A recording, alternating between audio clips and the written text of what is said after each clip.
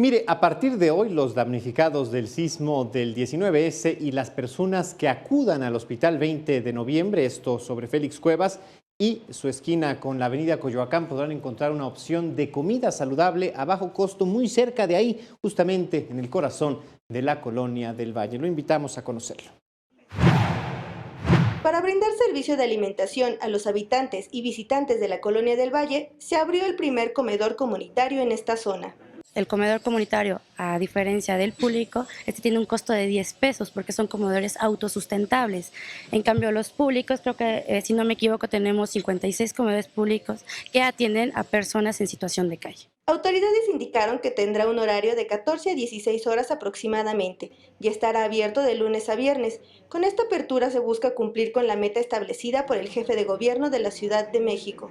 Tenemos una meta a terminar el año de 500 comedores comunitarios. Actualmente llevamos una cifra de 350 comedores comunitarios ya activos en las diferentes delegaciones de la Ciudad de México.